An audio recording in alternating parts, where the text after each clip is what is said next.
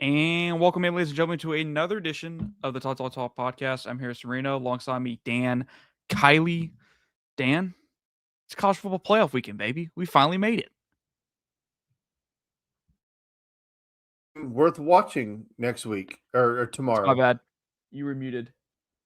Yeah. So I don't know. Yeah. There's a game tomorrow. I had something cool to say, but it got ruined. Well, go ahead and say it. As somebody opens the door to the room. I'm sorry. Yeah. Yeah, there's a game tomorrow. I'm excited to watch it. Man doesn't sound very excited. Yeah, I was. All right. Anyways, boys, Dan, breaking news of the day. Kind of a shocker. Unexpected one. Will Muschamp, no longer at Staff University of Georgia, heading back to his where he once coached before, University of Texas, as their defensive coordinator. This came as a shock in two senses. One, he was back at Georgia, albeit in an off-field role, and it seemed to be that he was on the road to retirement, if not fully already kind of retired or close to it, essentially all but retired. That was shocking to hear him come back to coaching, that he was coming back and into an on-field role. Second part of this is he wasn't doing it at Georgia, just kind of out of the blue. There's no rumblings of this. I mean, the first whisper of this, the first mention of this possibility was when the news broke that Will Muschamp is back. Coach Boom is back on the sidelines starting next fall, but it's not going to be in Athens. I guess initial thoughts and reactions, not exactly a where were you moment because you were still working your day job at that point, but it just I remember coming up on the notification on my phone. I'm like, man, this better not be fake. Yeah, like when you say that it came out of nowhere, brother, it came out of nowhere. Like I didn't know this was a thing. First of all, I didn't know that he was back at Georgia. I thought he was kind of stepped away to go watch his kid play at Vanderbilt and whatever. I knew he was kind of circling around the program a little bit towards the end of the season, wasn't he? If I'm not mistaken, there was like some sightings, some boom sightings in Athens. But I think the part of it for me that is kind of just confusing or whatever is there was always that narrative. Well, not narrative. That's not the right word. There was always the story of when Kirby, Bobo, and Muschamp were younger in there. I guess they were all in each other's weddings and all that stuff. And they always kind of agreed that when one of them got to be a head coach, they would circle the wagons and all be on the same coaching staff together. And that's just how they would end their careers. So when that happened, he circled the wagons. He got them all three on campus or the other two on campus with him. I thought that was pretty much it. So I guess like just shocked that I don't even know if shocked is the right word. Just kind of like bewildered. Like, wow, like I didn't know this was a thing. But on the flip side of that, Texas got themselves a hell of a defensive coordinator. He's by far one of the better defensive coordinators in recent memory in college football. There were issues with Will Muschamp, but all of those issues arose whenever he was a head coach of a program, right? Because some people are just born to do certain things, and he's just born to be a defensive coordinator. And there's a long list of guys who are really, really, really good position or coordinators, but they're just not equipped to be a head coach. And I don't think that's not a bad thing. Like I don't think it's an insult to say that. I just think that, some people are just meant to do certain things, and he's really, really damn good at it. And I guess the last thing I will say on it is I'm just really thankful for the time that he was here because we got 2 national championships because of it. Well, and the crazy part is it's kind of like his time in Athens came full circle in a way 2 years ago when he decided to take that step back. Like, don't think he was shifted out anybody of his position. Like, Georgia would have more than happily kept him in an on-field role. It was Muschamp's decision to move into that off-field analyst role that he was in the last 2 seasons completely because he wanted to go be with family and be around his youngest son who's now at Vanderbilt. Georgia would have kept him in the way it was, but, I think some people might forget Muschamp's return to Athens, per se, was in an off-field role. He came back to Athens after the South Carolina job moved on from him.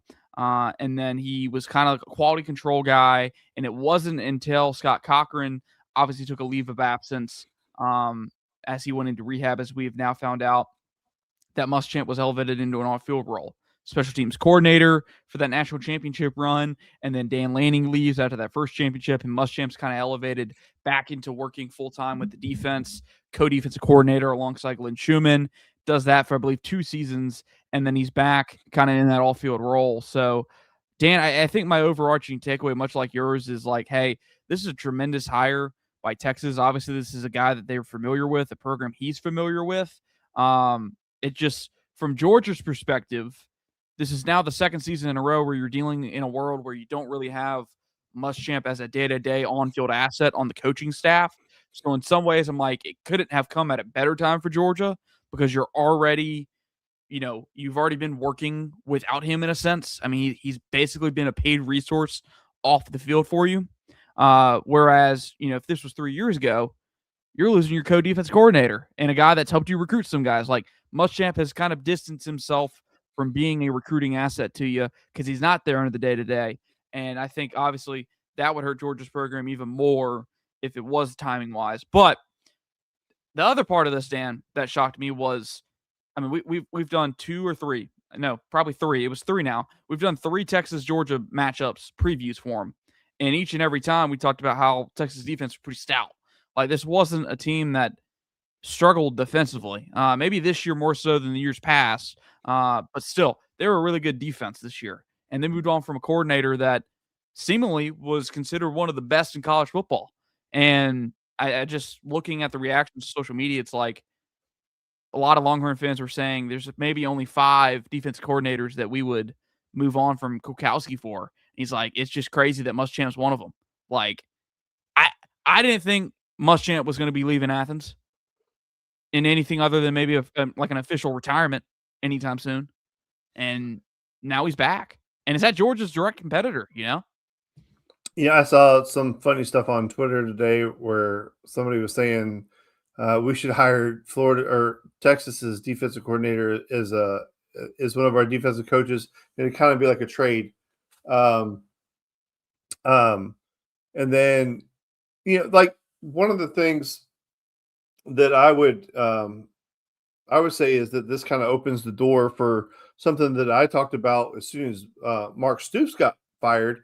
Was there seems to be an affinity between Stoops and Kirby Smart, so I thought maybe that could potentially be a link.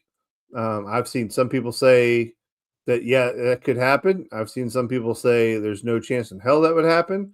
I saw people say that they would love for that to happen, like me. And then I've seen other people say that they like the Mark Stoops is like this awful football coach, which is absolutely hilarious. But I wonder what Georgia is looking to do, and then a very small part of me wonders, and I'm just kind of wondering it out loud. And maybe I could be completely off base, but I wonder how high of a caliber of somebody that they could bring in and not threaten Schumann, so to speak. Like, I don't know the man. I've never met him, and you don't get to hear from him very much. I don't know how confident in his skin he is. Now, like somebody like Coach Boom, like obviously an amazing relationship with Kirby. And he was here. He was already kind of here when Schumann was already here. So, like, there wasn't a ruffling of feathers, so to speak. But if you were to bring in somebody like the Texas's defensive coordinator, or if you were bringing like a Mark Stoops, does that ruffle the feathers of somebody like Schumann? I don't know. I'm just wondering out loud. And maybe, you're around the program. You get to go to those meetings. You get to interview people. You have a better sense of it. I'm just literally, I'm not saying, don't come after me. I'm wondering out loud, do they have the ability to bring in a big name like that without upsetting their current defensive coordinator, who they obviously like quite a deal?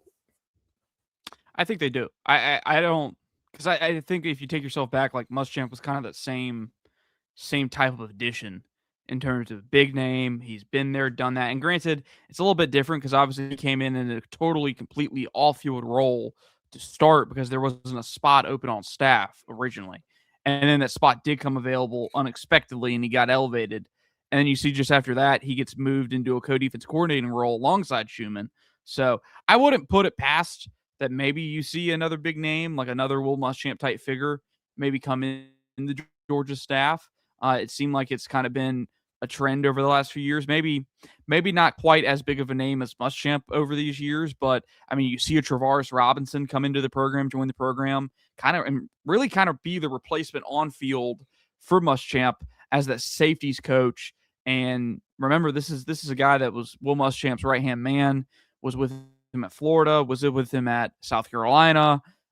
He was, I believe, the co-defense coordinator at Alabama in the last few years of his stint there at Alabama, and then comes over to Georgia and is coaching right alongside Glenn Schumann. So in terms of, I think Kwiatkowski, the Texas defense coordinator, is going to end up getting another job elsewhere as the defense coordinator. I've already seen people link him with USC and Lincoln Riley just because they're guys getting poached by Penn State.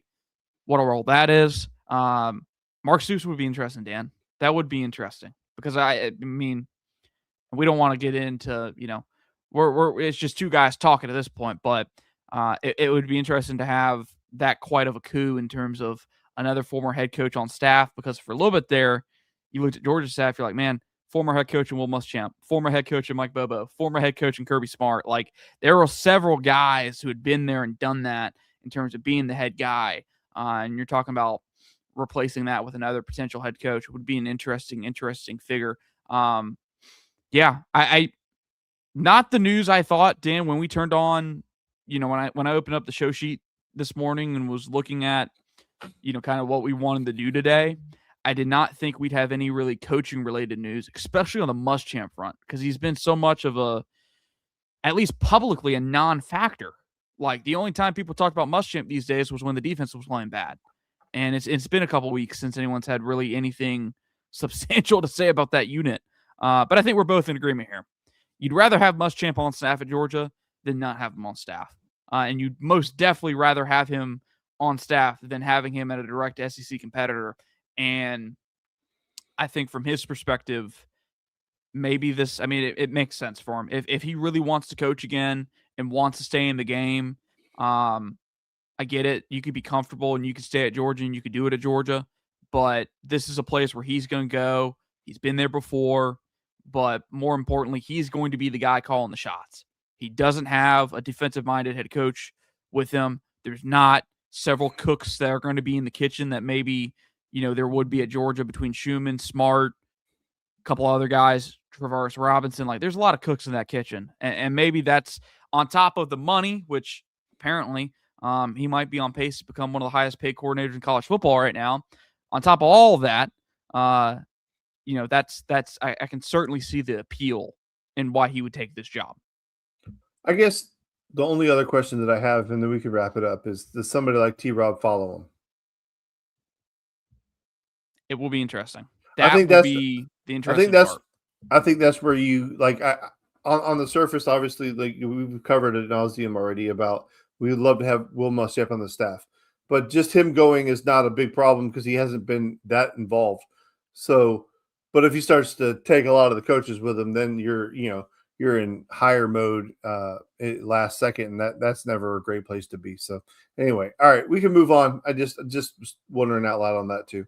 Yeah. It's a crazy. That's college football today. You got a defense coordinator getting fired and immediately replaced, like within the same press release, replaced. And from everybody I've seen talk about it, it's an upgrade. And that's a crazy, crazy thing to see. Dan, I know we wanted to do a big deal with these college football playoff previews and predictions, and we're going to predict every single first-round game today. I'm curious to see how in line we are on each one of these, because I've in the notes, at least for the first two, because, I mean, the first two aren't, fairly obvious in terms of who you're going to pick. I feel pretty confident in at least one of the two picks. The other one's a 50-50 coin toss. Let's start with the Friday game. Alabama, Oklahoma. We're about under 24 hours away from. Yeah, we're a little like 23 hours almost away from kickoff in Norman, Oklahoma. Obviously, these two teams have faced each other earlier this season. That was in Bryant-Denny. OU, basically, that was the win that put them in the college football playoff. They went on the road to Bryant-Denny, beat Alabama 23-21. Impressive win. It's probably the most impressive win to date for Oklahoma. They lost to Texas. They lost to Ole Miss.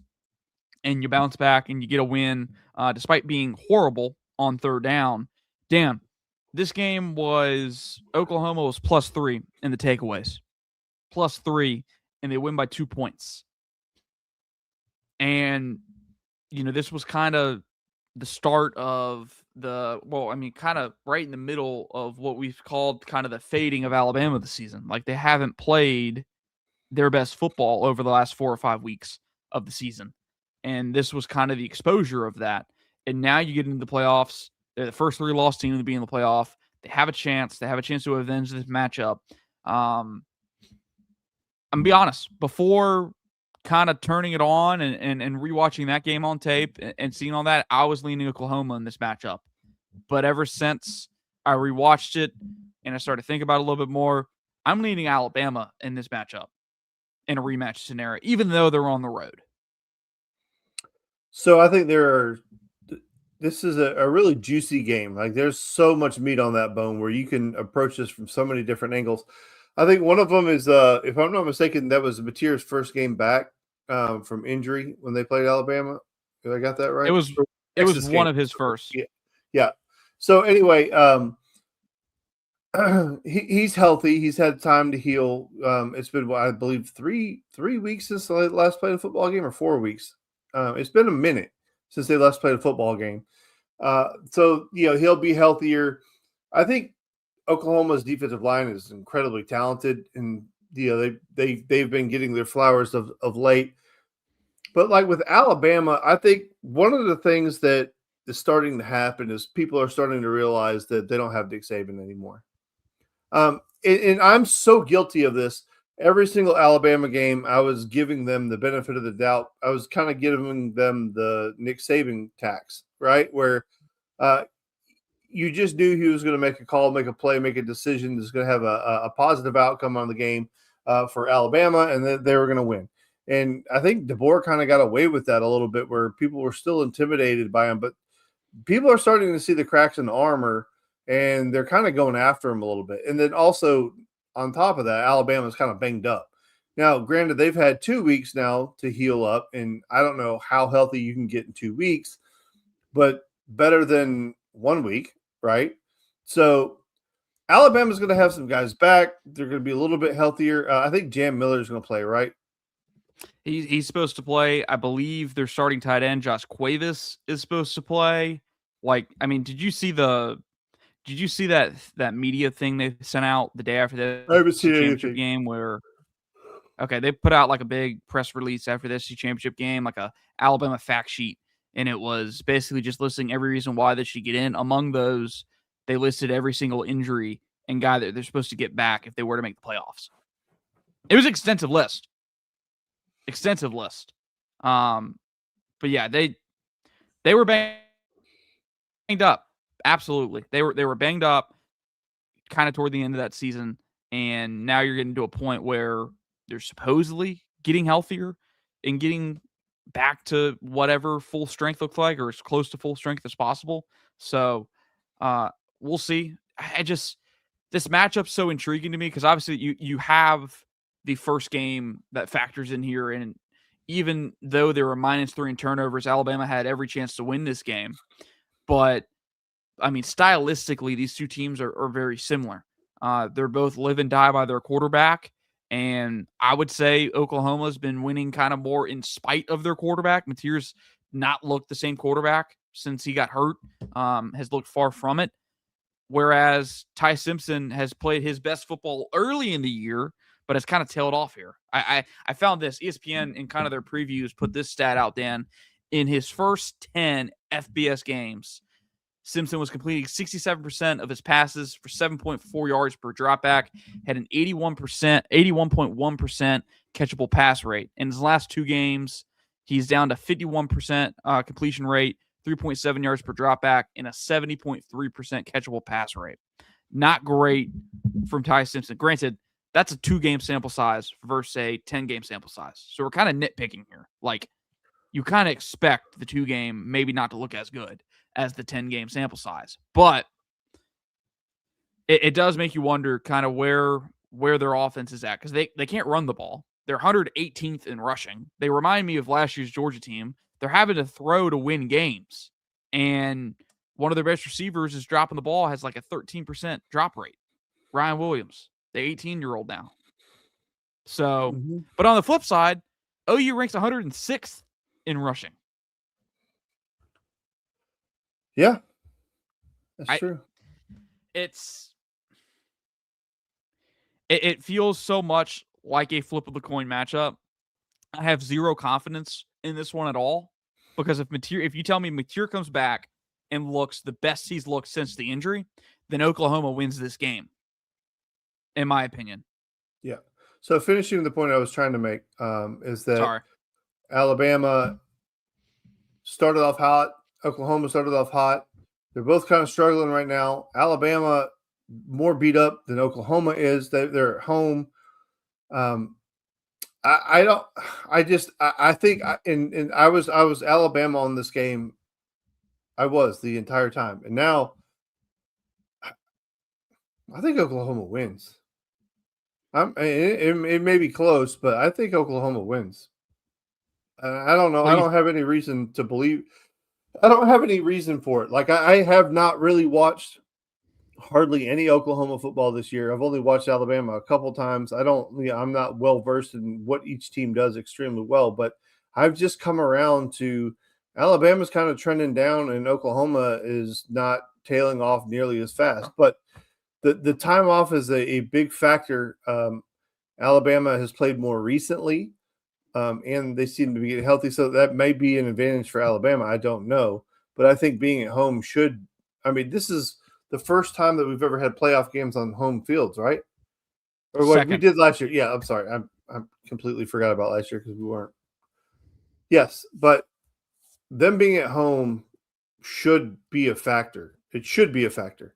And I think they can get it done. So we're kind of split on this one, but I think we're both agreeing that this game could go either way. And I think that's why it's going to be a fun game to watch. Neither one of us give a crap who wins the football game, but it's going to be fun to watch, and it really could go either way. Well, and this is like the first one where you kind of see whether or not last year's results in terms of who won, in like the teams who had home field advantage went undefeated in the first round. Not a single home field team lost, and then obviously the teams on a bye week lost, went 0-4 in the next round. So like we're starting to see whether or not these will become trends, and whether there is an advantage or disadvantage to having that extra week off, like there will be in this case. See, I don't know. OU is a 1.5 point favorite, and Alabama was the favorite all week. Yeah, and traditionally, when Alabama, like you said, when Saban's a factor, if Alabama's ever an underdog, you're hammering it, and you're not apologizing about it. You're gonna hammer it, and if it hits, you're a genius. If you miss, you're like, oh, it's a fluke. But now this is Kalen DeBoer's Alabama. They haven't particularly played well on the road under his regime. I think they've gotten better about it this year, particularly. Obviously, you went on the road to Athens and you won that game, and you did it in pretty, I would say, with a convincing first half. Second half was a lot closer. But Dan, I guess we'll split on this one. I think Alabama wins this in a close one, but and I'll put this to you.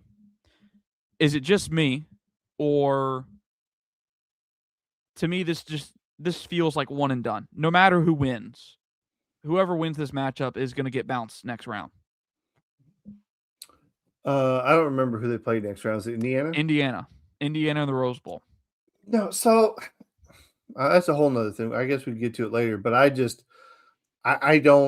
see the infatuation with Indiana. Everybody just loves that team like they're like They're the '85 Bears. I mean, everybody's like they're winning the national championship. It's either like they're going to play Georgia for the national championship, and people are split. I first of all right. Anyway, we're getting way ahead of ourselves. Let's just go to the next game, and we can talk about those games later. Yeah, I we're was about curious. to go. I'm about to get on that off ramp, and then you're never going to get me back on. All right, we'll stay on the highway. Let's go to Texas A&M Miami, College Station, getting its first playoff game ever for Texas A&M, first playoff game also for Miami. We're not going to talk about what it took to get Miami to the playoffs. That will certainly get us on an off ramp. Then we'll be down like Lightning McQueen, kind of on the back rows. We'll never see the light of day again if Dan starts talking about that. Dan, again, kind of two similar teams, although albeit different. First note for me was the two fantastic pass rushers here. I think you have over 20-something sacks combined between Cassius Howell, Reuben Bain, and Akeem Mesidor. I didn't do the exact numbers. I believe that's somewhere over 20, maybe 23, 24 sacks combined between those three guys. It starts up front with those guys on both of these sides.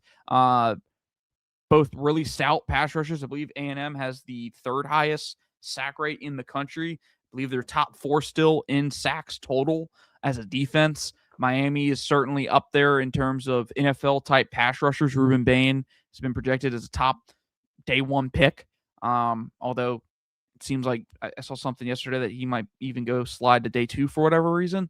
But that's not neither here nor there.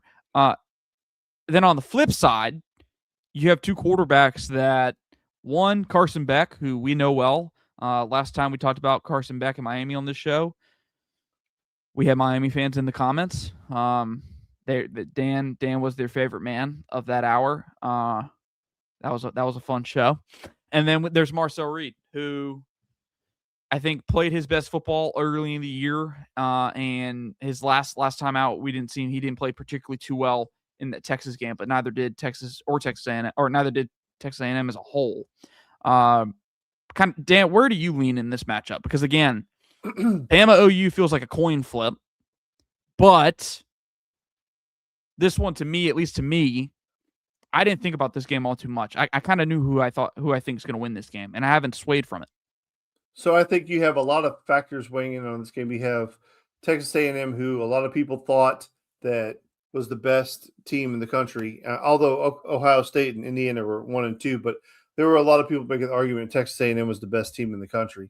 And then they kind of flopped against Texas, a team that they should not have lost to, but they did.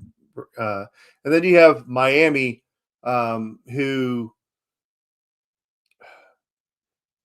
when you talk about Miami, it's twofold for me. One, I don't have a lot of faith in Mario Cristobal. I don't think he's that great of a coach. Okay, and I don't mean to be disrespectful. I don't think he's that great of a coach. And then you have Carson Beck, who is the ultimate lightning rod. Like you don't know what you're going to get with that kid. He's either going to be Joe Montana or he's going to be Joe Montana. Like you don't. I mean. It's like he's like the Dollar General Joe Montana, or he's the real Joe Montana, and there's no in between. He doesn't just play okay. So if you get the real version of, like, if you get the great version of him, listen, there's not a whole lot of teams that they can't beat. But if you get the Carson Beck that showed up to play against Louisville, Texas A&M is going to whoop the hell out of them. I think one of the biggest advantages that Texas A&M has in this football game is Mike Elko. I think Mike Elko, on the flip side of Mario Cristobal, I think Elko is an outstanding football coach. I mean, if you can win at Duke, you can win anywhere. And this guy went in there, and he's done an absolutely phenomenal job. He has these guys playing really good football. Texas game notwithstanding. Marcel Reed is an electric playmaker. Is he the most trustworthy with the ball in his hands in a critical situation? Maybe not, but more times than not, he makes a really fun play, right?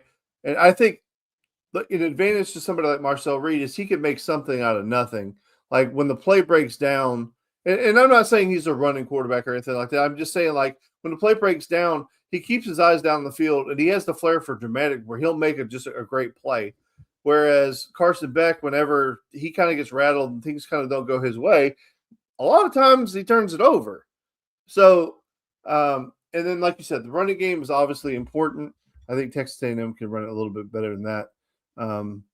But defensively, I think Texas A&M's defense is really, really good. Miami's got some nice edge rushers, and I think the Malachi Tony, the freshman, I think is the pro. Am I going too far saying he's by far the most electric player in the game? In this game? Yes. Just this game is. I don't think there's a guy. So. I'd say so. I don't think there's a guy more electric than him. I'm not saying he's going to be the. I'm not saying he's going to be the most impactful guy in the game. I'm just saying he's the one guy who, if the ball is in his hands, he could take it at any time. So there's some people that say he's the best receiver not named Jeremiah Smith in college football, underclass receiver not named Jeremiah Smith in college football, which I don't know. I haven't watched him enough to go that far, so I'm not sure. But yeah, there's been several. But I like this pressure burst pipes. Aggies have rushers who can rattle them. And on the flip side, Dan, sorry, I didn't mean to cut in on you. Where are you going with that? Who do you have? I can't get a read on you right now because you I think both scenarios. I think Texas A&M. I think Texas A&M wins this football game because I trust Mike Elko to have his team more prepared than I do trust Mario Cristobal, and then also I'm not convinced. I'll have to see it, but I'm not convinced that Carson Beck can have his best game with all the lights on him. And if he does, if he does, I'll come on here and I'll give him his flowers and I'll say he played an amazing game. I don't have a problem with him. I'm just saying history has told us up to this point that this is not conducive for him to have a great game. So yeah, I'm with you. I believe also this game being in College Station is a major factor. So I'm responding to that. That is a major factor. I have A&M. I think that's who wins the football game, and I think it's because Carson Beck isn't going to play well. Well, and it's like kind of going off the point you originally stated when talking about 11. It's weird to call him 11 because I'm so used to calling him 15. When it's either he's having a really good game or he's having a really bad game. Like there are low lows and there are high highs with this guy. And you go look at the guy's game log and it reflects that. He could have 4 touchdowns, 0 interceptions, have over 300 yards in his game log. Or he could have 200 some yards and 4 interceptions and no touchdowns. That was Louisville. He had another 2 interception performance at SMU in overtime, lost that game. Both of those losses, Dan, 2 of Beck's worst games this year, were on the road. And I was trying to figure this out on Miami's schedule, and I'll pull it up here for you to see it. I was having a hard time figuring out what the heck Miami's toughest road environment has been all year long. I would assume, looking at the schedule, it would be maybe Louisville, but maybe I'm doubting, overlooking a FSU team, which at the time, I guess maybe that's it. Maybe it's Doak Campbell Stadium. But other than that, like you're going from, I think SMU seats like 30-some thousand fans to Kyle Field has over 112,000. Like there's a huge jump up here because this road schedule has not been very difficult at all. Well, they didn't leave the state of friggin' Florida for like the majority of the year, right? It's too small. I think this. I'm sorry. I believe SMU was the first game they left the state of Florida. Yeah, all year. Sense. And other than that, they left it 2 more times, which was at the end of the season. I will say that win against Pittsburgh is a good win. I know people have kind of been giving them crap here recently. I will give them the tip of the hat. That is a good win. Pittsburgh's not a bad football team. It did take a garbage time touchdown to make it that 38-7 score. But like you said, if you can do that against that team who's not a terrible football team this year, then yeah, you probably deserve your flowers as much as you do some hate in terms of how you did it. In terms of notes here, Dan, like from my perspective, I'm with you. I think Texas A&M wins this game because I just have yet to see. I don't have confidence in 11 to play his best football game in a tough environment. I mean, even in wins last year for Georgia, there was the win at Texas. He didn't play particularly well there. He had 3 interceptions. You think I mean, not even in a road game, went to Jacksonville, had, I think, 3 interceptions in that game as well. Like, he just hasn't played his best games in tough environments. And you're going to one of the top 10 toughest environments in college football and probably the toughest environment of this first round playoff settings. So that makes me less confident in Miami to go out and actually win this game. A&M is a 3.5 point favorite. Dan, I like A&M to cover here, but I kind of like the or the under in this game because I think both these defenses are going to make it tough on the opposing offense all night long. It's 52.5. I like the under. I think this is a game where maybe it's 24-17, kind of that range in terms of it's a one score game, but it doesn't really get out of the 20s. Oh, we got a nice shout out from a Texas fan. Thank you for watching the show, and we appreciate your support. And you guys take good care of Muschamp. Hell yeah, Sailor Joe. Hell yeah. Hey, Sailor Joe, if you don't care for our thoughts on the playoffs, rewind, go back to the start of the show. And you can catch kind of our full No, thoughts. he didn't on say that. Muschamp. He said he's rooting No. I know. I was saying if he wants to see our Muschamp stuff, go back to the beginning of the show. You can catch our thoughts, and then you can come back to live. Talked a good bit about that. What, 15, 20 minutes on Muschamp? On the Muschamp news, I believe. It was a good 15 minutes. So, yeah. All right. We're taking both. We're both taking Miami. We're both taking Alabama. Or no, you're taking OU. I'm taking Alabama. I'm taking Texas A&M. I don't know who the hell you're talking about. Ah, damn it. Texas A&M, both of us. I'm taking Alabama. Dan's taking OU. Rough start. Let's go to these last 2 games. I mean, what left is there to say about this next one? Ole Miss, my man. Ole Miss, Tulane.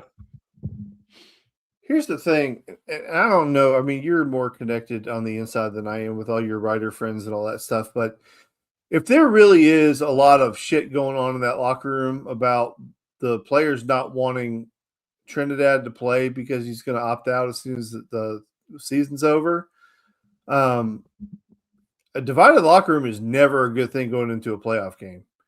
And especially if you consider that team really rallied around Trinidad.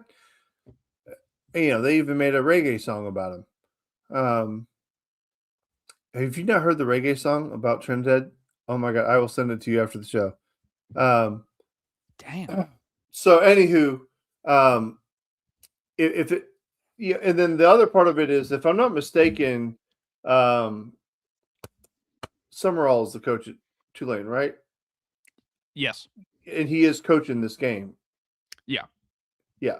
So that stability is a good thing. If there's really turmoil in the Ole Miss locker room, things could get kind of crazy. But on just pure talent alone, Ole Miss should be able to roll daddy. And then also, I think one of the cool things is, like, for Charlie Weiss Jr., this is an opportunity to show everybody that, even though Lane Kiffin has told people that you've been calling the plays and you're the offensive coordinator and he's been kind of hands off, this is your opportunity to put your stamp on it. So more importantly, I think this is a really big stage for Charlie Weiss Jr.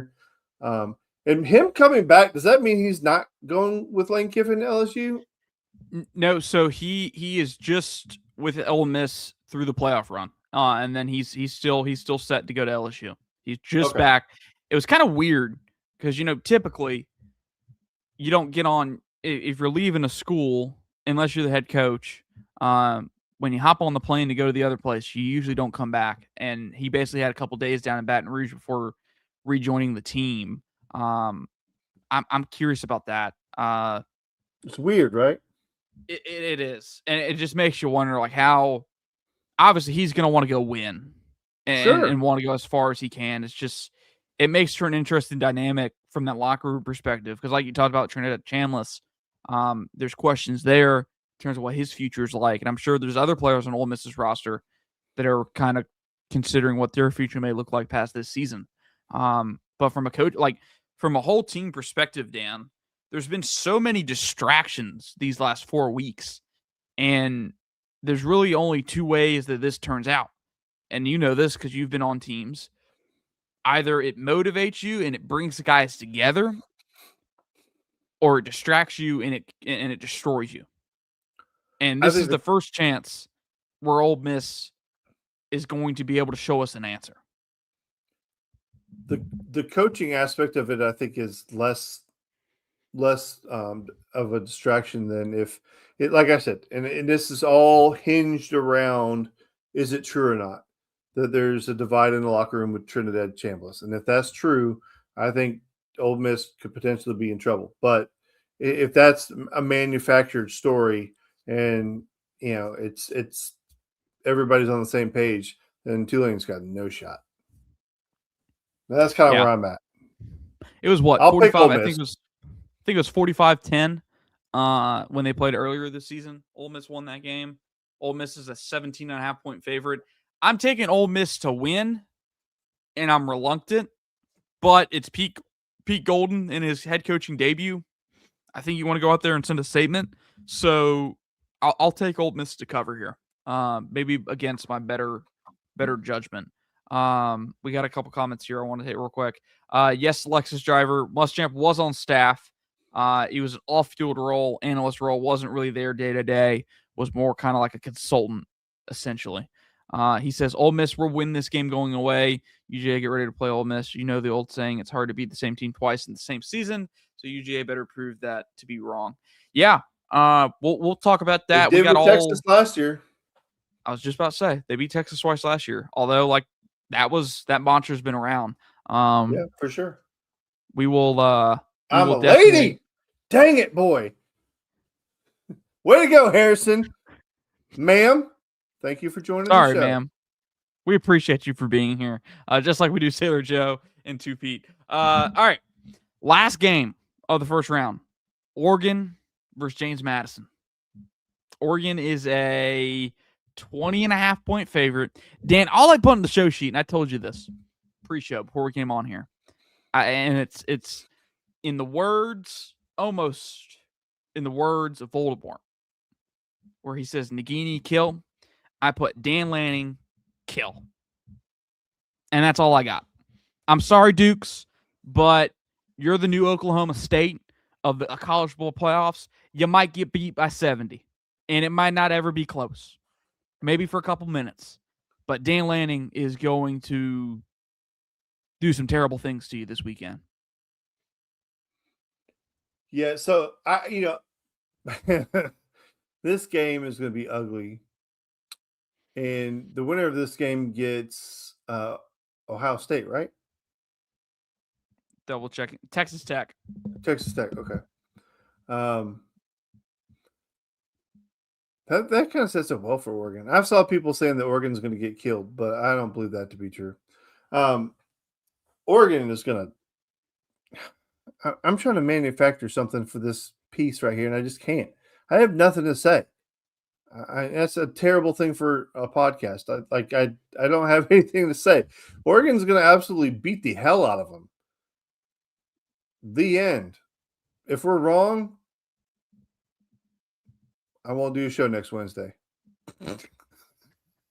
I mean, what else is there to say? Because, it's okay. If Oregon comes out here, and I expect Oregon to look really good and to look, all the best.